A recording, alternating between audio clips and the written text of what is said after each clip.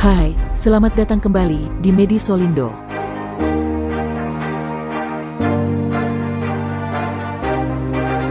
Meski matahari pagi mulai terik, kamu masih harus mengayuh sepedamu. Saat kakimu mengayuh lebih cepat, nafasmu pun semakin dalam. Jantungmu berdetak lebih kencang, dan keringat mulai mengucur di kulitmu. Bagaimana keringat ini bisa tiba-tiba muncul, dan apa kegunaannya?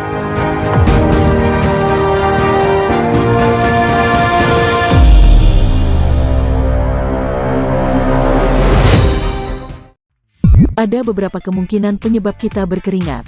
Makan makanan pedas, gugup, atau ketika kita sakit. Tetapi, yang paling umum adalah saat kamu berolahraga. Dalam hal ini, proses berkeringat ini terjadi karena disebabkan oleh respon terhadap pergerakan sel yang terpicu jauh di dalam tubuhmu. Saat kamu menambah kecepatanmu, ototmu akan bekerja lebih keras, sehingga kebutuhan energi pun akan meningkat. Ini adalah suatu proses yang dikenal sebagai respirasi seluler, sebuah jalur metabolisme yang menggunakan glukosa dan oksigen untuk menghasilkan ATP atau adenosin trifosfat, yang merupakan sumber energi yang akan digunakan dan disimpan di tingkat sel. Sebagian proses tersebut terjadi di struktur yang disebut mitokondria. Struktur ini akan membantu mengubah energi yang kita ambil dari makanan menjadi energi yang dapat digunakan oleh sel. Semakin banyak kamu bergerak, semakin keras mitokondria bekerja dalam menyediakan energi untuk tubuhmu.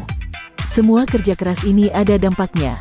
Saat sel mengurai ATP, mereka akan mengeluarkan panas. Nah, panas inilah yang kemudian memicu sensor suhu di seluruh tubuhmu. Lalu, reseptor panas mulai mendeteksi kelebihan panas yang diproduksi sel pada ototmu, dan kemudian mengirim informasi tersebut ke hipotalamus, bagian yang mengontrol suhu tubuhmu. Hipotalamus lalu meresponnya dengan mengirim sinyal melalui sistem saraf simpatik ke kelenjar keringat di seluruh kulitmu. Kelenjar ini tersebar di seluruh permukaan tubuhmu, dengan jumlah paling banyak adalah pada telapak tangan, telapak kaki, dan kulit di kepalamu.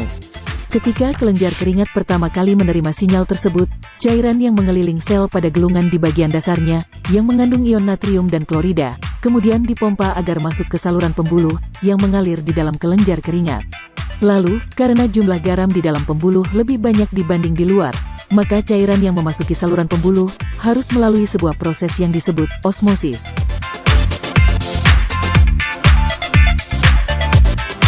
Cairan ini disebut sekresi primer, dan selagi mengumpul di dasar pembuluh, tekanan air kemudian akan mendorongnya ke atas melalui saluran yang panjang.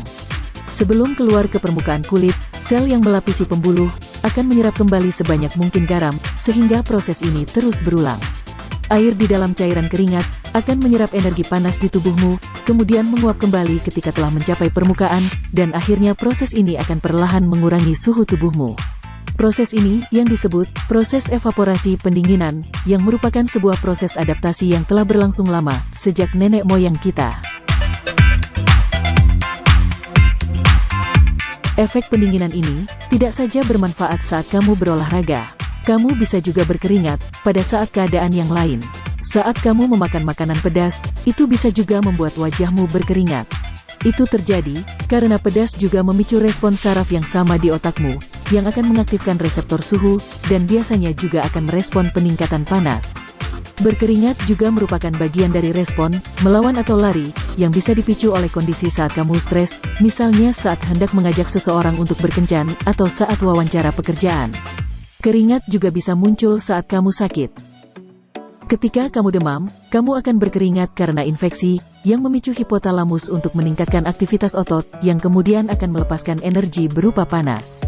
Hal inilah yang akan meningkatkan suhu di seluruh tubuhmu. Sebuah mekanisme perlindungan, supaya tubuhmu tak ramah bagi agen penginfeksi. Seperti saat kamu bersepeda, keringat akan membantu tubuhmu mengurangi panas. Ketika demammu telah menurun, atau saat bersepedamu telah berhasil mencapai garis finish, reseptor suhu pada tubuhmu akan merasakan adanya penurunan panas, dan kemudian, hipotalamus akan mengakhiri proses berkeringatnya. Di saat yang bersamaan, hipotalamus juga akan mengirimkan sinyal ke tubuhmu, bahwa kamu harus mengganti cairan yang telah menguap dengan cairan yang baru. Semoga video ini bermanfaat. Dukung terus channel ini, agar terus bisa memperkaya persepsi dan wawasan kita bersama, dengan menekan tombol subscribe dan like-nya. Terima kasih telah menonton.